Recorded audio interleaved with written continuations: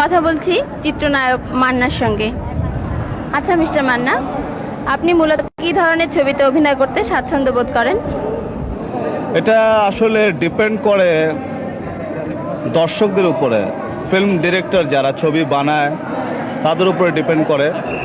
আমি বেশিরভাগ social action, political, বাস্তবধর্মী ছবিতে আমি অভিনয় করে স্বাচ্ছন্দ্য বোধ করি। আর অভিনয়ের বাইরে আপনি অবসরে কি করেন?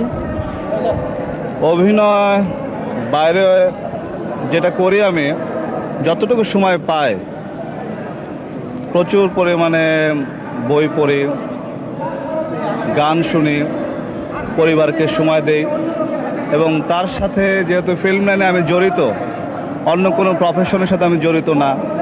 আমি ছবি বানাই এবং আমি প্রযোজনা ফিল্মে নিজের প্রচেষ্টায়, নিজের চেষ্টায় প্রযোজনা আমি এসেছি। অভিনয় জীবনে আপনার ভালো লাগা কোনো স্মৃতি যদি আমাদের বলেন। আমি একটা ছবি করেছি, ছবিটার নাম হচ্ছে লুটতরাজ, কাজী হায়াত পরিচালিত। ওই ছবিতে আমি অভিনয় করতে গিয়ে প্রচুর পরিমাণে আমি একটা সিকোয়েন্স করতে যেয়ে ভীষণ ইমোশনাল হয়ে গেছিলাম। তো এই ইমোশনালের রেজাল্ট আমাকে অন্তত 5 মিনিট একটা স্যাড সিকোয়েন্স ছিল, ওই সিকোয়েন্সটা করতে করতে আমি ইমোশনাল হয়ে প্রায় 5 থেকে 6 মিনিটের মতো আমার চোখের পানি বন্ধ হয়নি, কাঁদতে কাঁদতে অস্থির হয়ে গেছিলাম। এবং আলটিমেট পরবর্তীতে সবাই এসে রিকোয়েস্ট করে, অনুরোধ করে, বুঝে বুঝে সেটা আমাকে শান্ত করেছিল একটা সিকোয়েন্স করতে গিয়ে। আমাদের চলচ্চিত্রে যারা পুরানো শিল্পী ছিল তাদের মধ্যে থেকে কার অভিনয় আপনার ভালো লাগতো?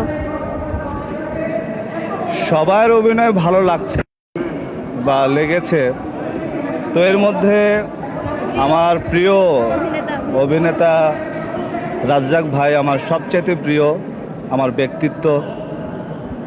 কারণ সে বাংলাদেশের নায়করাজ রাজ্জাক।